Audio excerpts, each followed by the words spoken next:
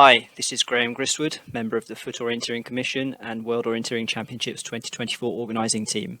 That was a short clip from Skyline Scotland Skyrunning event from 2019, and I'm delighted to be able to present now an interview with Shane Oley, who's an event organiser for Skyrunning events and also a participant himself, and Angela Mudge, who is multiple world mountain running champion and now involved with the organisation of mountain running worldwide. In the interview, we talk about a great many things, including how the sports are set up, how their federations work, how the athlete experience is, how the sports are marketed, and we talk about the challenges that the sports have, and we talk about how they relate to challenges that orienteering has as a sport and what orienteering can learn from them. Then after the interview, I present a short video from Skyline Scotland 2019. I hope you enjoy it. So, I would like to welcome Shane Oley and Angela Mudge, and they're going to talk to me about how orienteering compares with mountain running and skyrunning and other kind of similar sports to orienteering. So Shane, first of all, would you like to present yourself, please?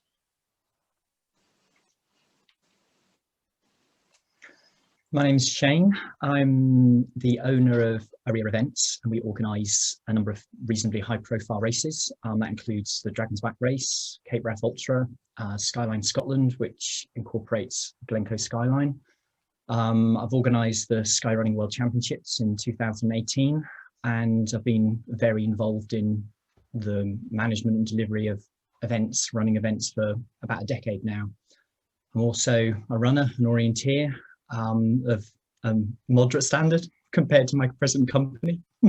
So I think I get it. I get it as a runner and I get it as an organizer. Okay, thanks Shane. And Angela? I'm Angela Mudge. I'm a former mountain runner, now more of a hill runner, being based in Scotland. I competed regularly in the mountains from the early 90s until just recently, and I'm a former world champion, and I've medalled at the European Championships in mountain running, and I've also competed in the World Skyrunning Series, winning that a couple of times as well. At the moment, I'm still active as a runner, an occasional orienteer, but I am a selector for the Great Britain mountain running team and sit on the UK Athletics Board for the Mountain Running Advisory Group. And in Scotland, I'm the national lead for hill and mountain running. Great, thank you both very much. So the first thing I wanted to talk a little bit about is how the sport is set up. Obviously, with orienteering, we have a very much a structure where there are international competitions, there's World Cups, European Championships, World Championships, where national teams are sent to these big competitions. And then you also have these kind of big competitions, which are more club-based, like O-Ringen and Jukola and Tiamila. So can you tell me a little bit, maybe Shane, you want to start talking a little bit about how skyrunning, mountain running is set up? So skyrunning is probably where I know the most. And there's currently a World Series and a National Series. We've had events historically in both the World and National Series. Usually the National Series is a stepping stone to the World Series, but it's quite complicated. I think one of the unique things about the skyrunning events is that you can stand on the line with the best professional athletes in the world. You can just enter the race, and if you're lucky enough to get in, you're on the start line with them. So I think that's quite different to kind of like a vetted kind of world-class orienteering event. Okay, and do you have national team representation at all in skyrunning? Supposedly, but it is not as well organized or recognized is probably the right phrase as orienteering with proper national governing bodies. So it's pretty ad hoc. Okay, who is the governing body for skyrunning? So the International Skyrunning Federation are the governing body, but they have sold, I mean, my knowledge might be a little bit out of date because we haven't organised a sky race now for 2 years, but certainly go rewind 2 years and there was a sports marketing company called Skyman, who held the rights for the World Series. And so anything to do with the management and delivery of races was organised by Skyman, but then the rules and regulation of the federation were managed by the ISF, the International Skyrunning Federation. So it was a bit more complicated than it needed to be. And in contrast to orienteering, these World Series events, they are existing events which have World Series status. Is that correct? That is correct. So I think in the vast majority of cases, these are established races, or they may well have started, but with the express purpose of being in the World Series. And then you would pay a fee to join the series. And the principle behind it is that the kudos and prestige of being in the World Series brings the top athletes, brings greater media attention, which drives entries for the participant. Sorry, for the organizer. And as an organizer yourself, would you say that was the case? It's marginal. Okay, if I'm honest. Great. Angela, would you tell us a little bit about how the mountain running side of things is set up, please? Yeah, mountain running is overseen by the World Mountain Running Association, the WMRA.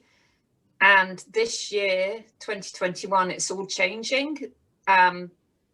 Historically, the WMRA have organised the World Mountain Running Championships, and they also organise a World Cup Series, which this year they still will be organising the World Cup Series, which is, there's 16 races based around Europe and the United States. And they have 3 different categories within these 16 races. So you have a short vertical K, a middle distance race, and a long distance race. And then individuals can enter the Grand Prix. This isn't anything to do with selection. And we also have the World Mountain Running Championships. But for 2021, World Athletics, formerly the IAAF, are now endorsing the World Championships. So any country that is a member of World Athletics will receive invites to attend the World Mountain Running Championships. And the World Mountain Running Championships is combining, to make it more complicated, with the World Trail Running, ITRA, the International Trail Running Association. So we're going to have a combination of an 80k trail stroke mountain race, a standard distance 42k, then 2 shorter mountain running events. There's going to be a vertical kilometre and a classic 10 to 12 kilometre up and down race. So this is going to be the first year that World Athletics is actually endorsing the whole mountain running disciplines. And to attend the World Championships, each athletics federation is invited to send a team. There is a selection race by orienteering. Normally the first 2 past the post will be automatic selection, and then the rest of the team is discretionary. Okay. So that's a FOGB representation then. And that's in contrast to the World Cup, which is more like anybody can go and run those races. Is that correct? Yeah, the World Cup is like the skyrunning events where Joe Punter can stand on the line, start line with Kilian Jornet. It doesn't matter where you are. The top athletes are invited.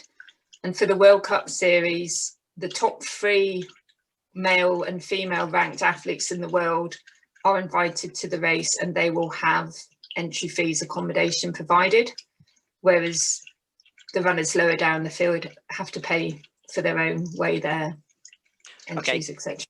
And that World Cup, and also the World Championships, are they normally existing races, or are they races that are specially put on to be World Cups or World Championships? The World Cup races are existing races. So like Skyrunner, the World Cup races have to bid and pay a fee to be included in the series. And it's €3,000 a race to be included into the series for the World Cup. Whereas the World Championships is a standalone race, and each year, it's every second year now they're having a World Championship. and those courses will be designed specifically for the World Championships. Okay, great. And you mentioned a little bit about where the World Cups were. That brings me on to another thing to touch on. How many countries take part, would you say, approximately, and where do the races tend to be? Like in orienteering, it tends to be mostly Europe dominated, and then some more like English speaking countries, and kind of a few other exceptions as well. But the championships are definitely Europe dominated. Is that something like in skyrunning, Shane? Is that something you would say is similarly reflected there? Yeah, it is. There's a very strong representation from Europe, but also Asia, Australasia, North America. Those are growing areas, particularly Asia. So more and more athletes coming from those areas, but it's still the Europeans that dominate. And the races are being hosted similarly? Yeah, it's kind of hard to split cause and effect here, but there's such a growing market in Asia that there's demand from federations and sponsors to have more races out there. And surprisingly, or unsurprisingly, there is more runners coming from those areas now and being prepared to travel internationally. Okay, and similarly, Angela, would you say the same kind of thing with mountain running? Yeah, mountain running is the majority of races are in Europe, and in recent years they've had Grand Prix races in North America. And then you do have individual athletes, very good athletes normally come from New Zealand, Australia, and they will spend the summer in Europe doing the World Cup series. But we don't get very many runners from Asia yet. Okay. Yeah, so in that respect, it's quite similar to orienteering, I would say. So the next thing I wanted to touch on was the athlete experience. We've already mentioned this a little bit before about how for most of the races, any athlete can basically pay their way to go to any of the World Series events or World Cup events. But the World Championships, that's so in skyrunning, for example, Shane, how would one get to the World Championships? Well, I can maybe speak with authority about the year that we organised it, yeah. And things have changed a little bit, and there's constant evolution. But you could still effectively pay your way, enter a race, and stand on the line at the World Championships for skyrunning in 2018 when we organised it. And I think that is still largely unchanged. And if I think about the Salomon Golden Trails World Series, they have in 2020, they didn't have a World Series, they had a World Championships. And that was hosted in the Azores. And again, whilst I wasn't there myself, I understand you could have entered those races and taken part. So it's still possible to do that. I do think there's a credibility gap between something like the Skyrunner World Series and the Salomon Golden Trails World Series and like a World Athletics endorsed mountain running championships. And I think they edge it in that respect. Okay, you touched on the Salomon Golden Trail Series. Do you just want to tell us what that is a little bit as well?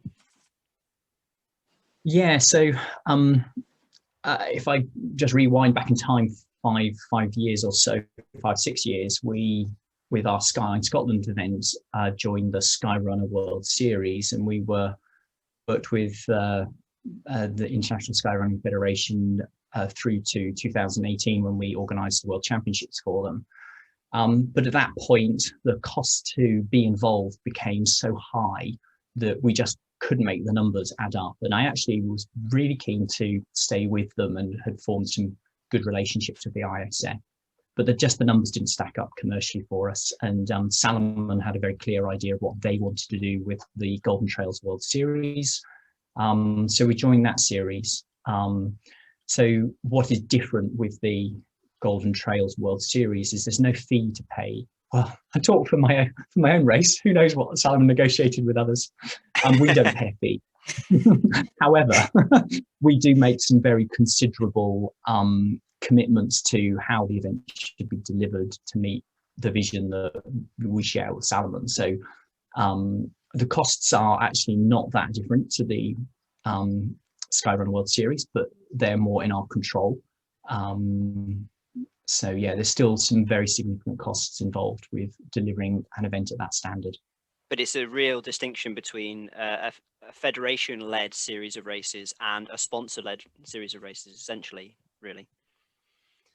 It is, and it's something I've been reflecting on today when I've been considering what I might say this evening. And I think that actually drives quite a lot of the differences between kind of maybe the orienteering events and the mountain running and sky running events, actually.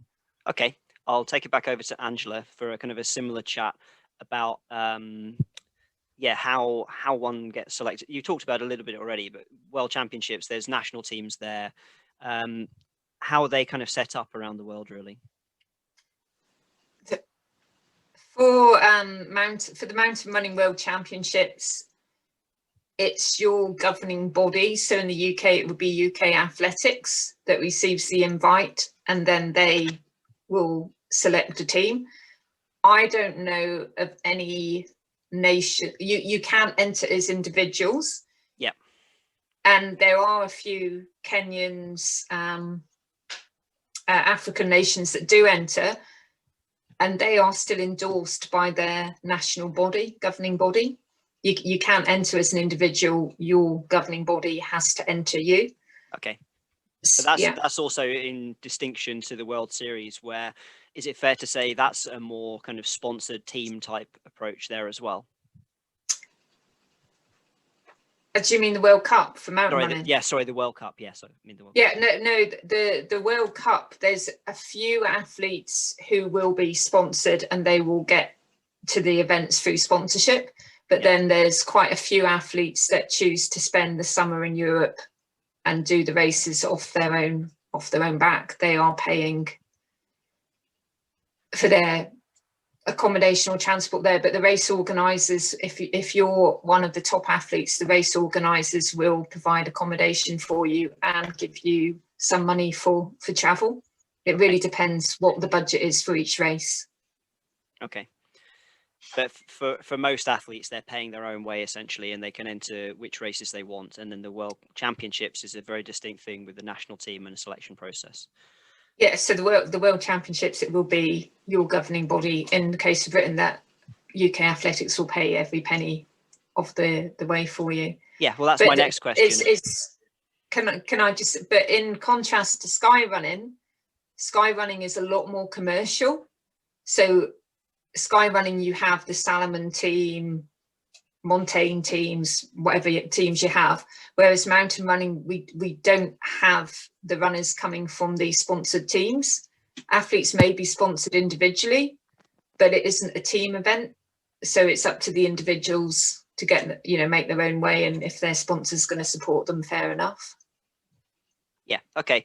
And would you say that most national teams are well funded when it comes to sending teams to the World Championships? No. In the same way. We're lucky in the UK, we are, but America they have to part fund themselves, and there's other countries that are in similar positions where the athletes are paying. New Zealand, the athletes have to pay a large percentage of the cost to get them to the World Championships. Okay, so it's kind of basically depends on the country and the politics in that national federation. It's how rich your country is, isn't it? Yeah. A lot of it. Okay, so going back to Shane, so Angela there talked a lot about the sponsored teams in skyrunning. Can you talk a little bit about that? Because that's really kind of distinct from orienteering. Yeah, I mean, there's no doubt about it that Salomon have enormous kind of power and reach within the whole mountain trail running market and domain. And, we're fortunate to have Salomon as a sponsor of Skyline Scotland. And, that is, helps drive the growth and interest in that event for sure. But they're unusual. If you compare them to any of the other sponsored teams, they're like chalk and cheese. So, the Salomon team are clearly the best supported, best funded. But Salomon are actually quite generous, I would say, once they decide to support an event. They're not afraid to assist an athlete from another brand to attend that race if they want to do that.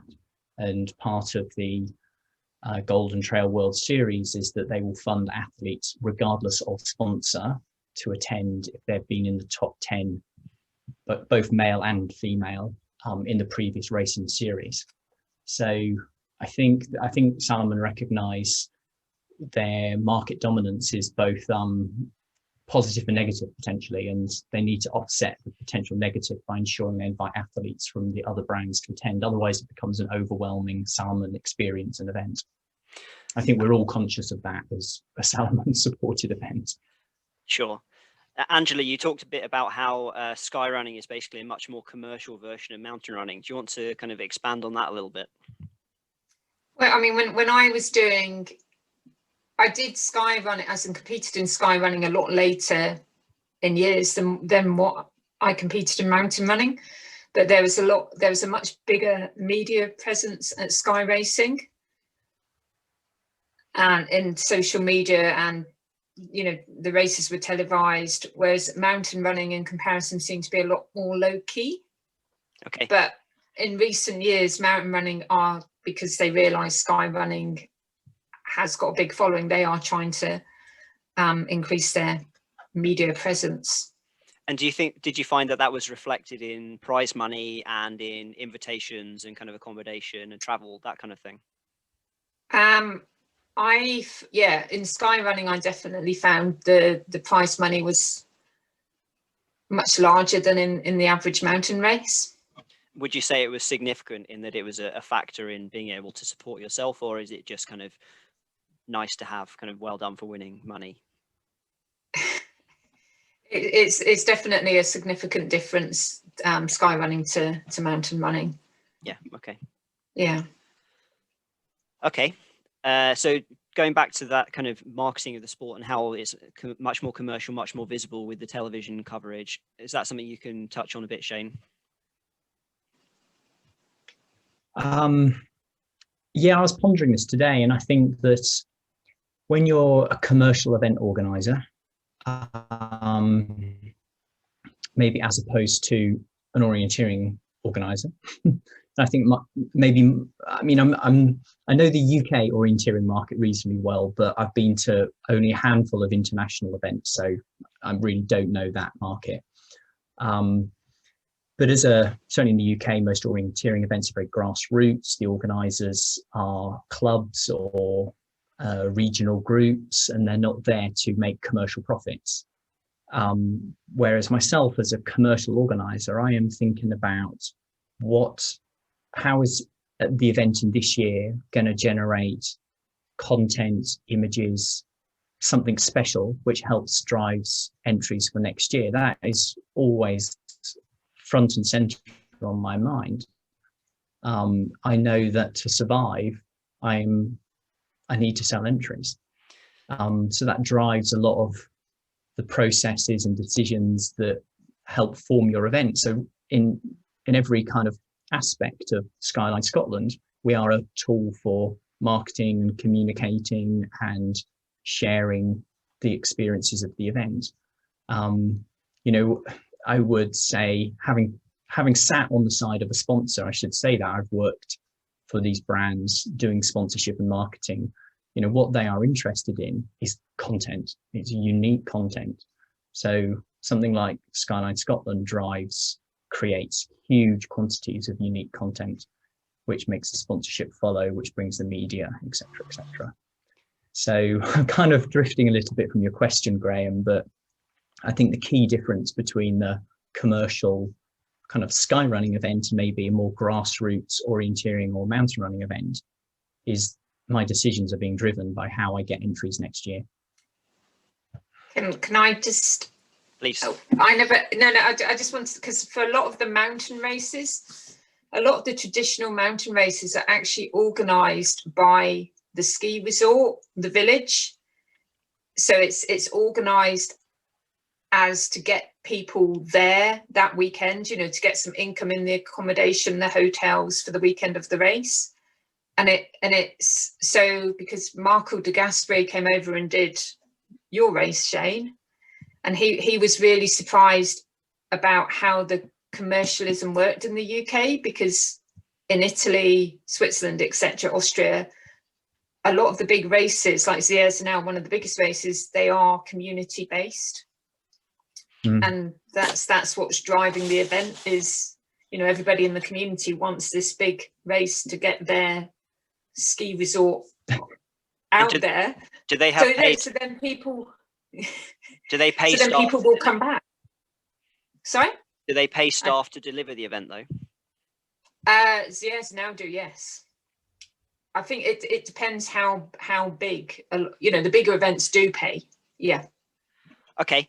Moving on slightly to a different topic here. What would you say are the main challenges that skyrunning, Shane, has as a sport with a public image or with financing or organisation, would you say? To be honest, I don't think it would be fair for me to comment on skyrunning specifically, because, as I said earlier, it's 2018 was the last skyrunning event we did. I think somebody from, you know, skyrunning should answer that question. But I could say, you know, I think all of the events, you know, commercial events, there's more and more events all the time. So it's a competitive marketplace, and that is one of the challenges. I think coherence within the national structure of skyrunning. I'm talking about skyrunning now, but skyrunning or Golden Trails World Series, having a more coherent international structure that is has more distance from the sponsors is probably where it needs to go. Yeah, well, we've already talked about how there's Skyrunning and Skyman and the World Trail Series, and it's a really complicated. And then on the other hand, you've got World Mountain Running Association, who are now associated with the International Trail Running Association, and they're affiliated with the IAAF. So, Angela, what would you say are the challenges for mountain running and what they have to look forward to? I think that the challenges for mountain running, it's to improve their exposure, because they want to catch up with for the traditional mountain races. We're losing a lot of people to skyrunning and the Golden Trail Series. Yeah. And that means that we are losing, you might not think this is a bad thing, but I think it's a bad thing. We're losing a lot of the traditional races. Yeah. You know, the traditional 10K uphill only races that have been going for the last 50, 60 years. We're getting fewer entries for these races because people are wanting to do like the UTMB, the mass participation events, which are just look more appealing, more sexy. Yeah. And it is definitely a problem that we are losing the traditional hardcore races and that, you know, been there for years. And that's because they're not marketing themselves well enough, presumably. Yeah, they're not marketing themselves well enough, and as well that it hasn't got the same appeal like a vertical case where you run 1,000 meters in as short a distance as possible. Then have become, you know, the in thing, whereas the traditional bread and butter of uphill only running in Europe, we're getting fewer and fewer of those races are going ahead now. Okay, so Shane, why do you think that skyrunning has got this kind of sexy appeal as opposed to mountain running? What has it done differently?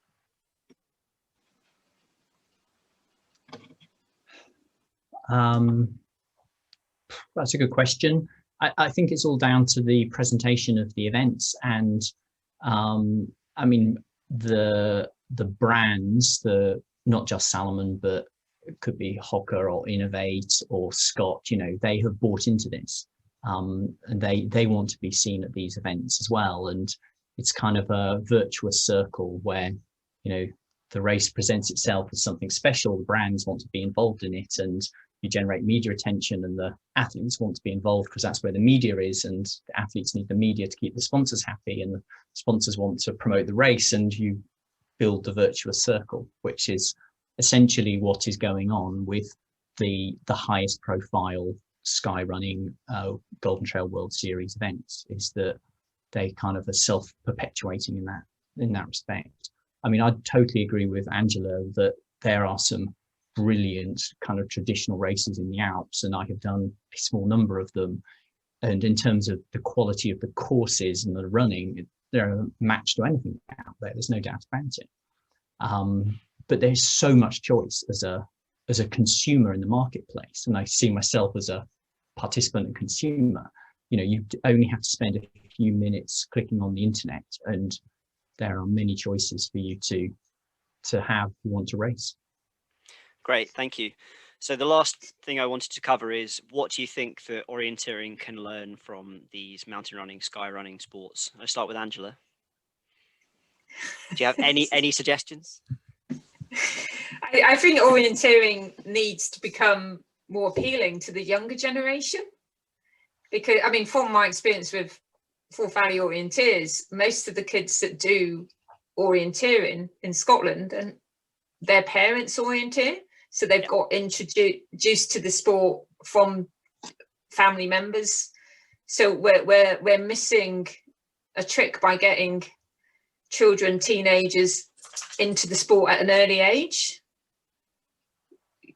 And I'm assuming that's because it's not, there isn't much media coverage with this for the sport, because you never, orienteering isn't reported in the national media.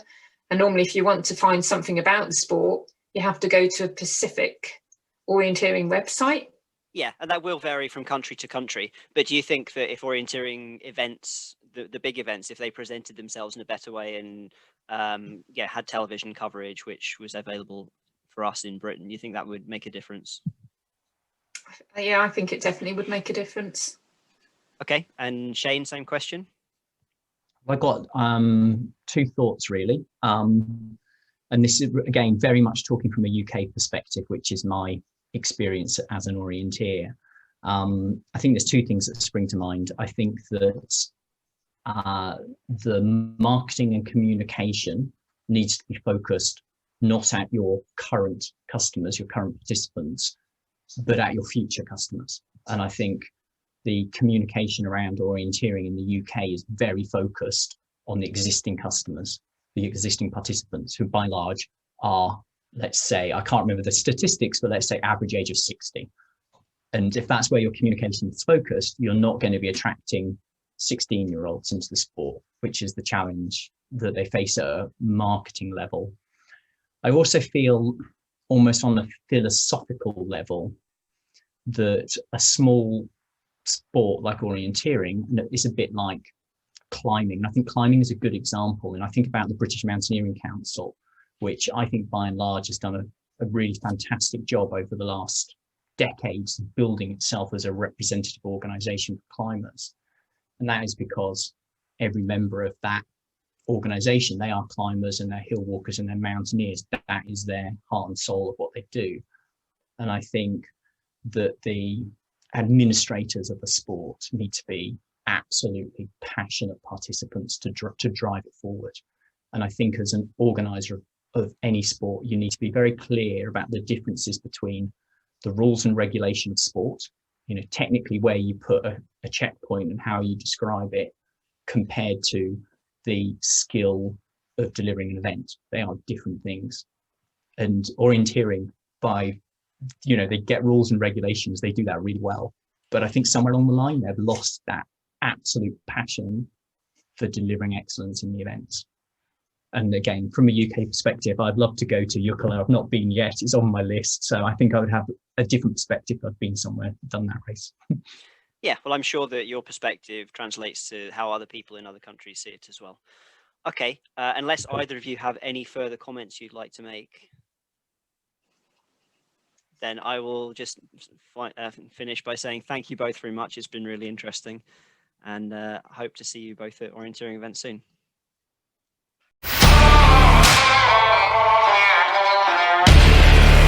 Well, that's it. The UK's biggest mountain running festival is over. The athletes have astounded us, the mountains have amazed us.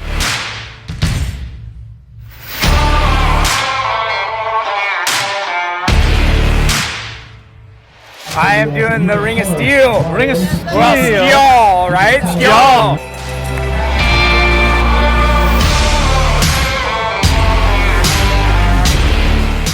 Having fun on the mountains, and that's what I do here on the Gallup Trails area. The addition of 3 new trail runs to this year's event, 5, 10 and 18k races, meant there was something for everyone. with some athletes using them as a stepping stone to the more established events. The Ben Nevis Ultra, 52 kilometres of running with 4,000 metres of ascent. And the reward for the punishing climb? These stunning views.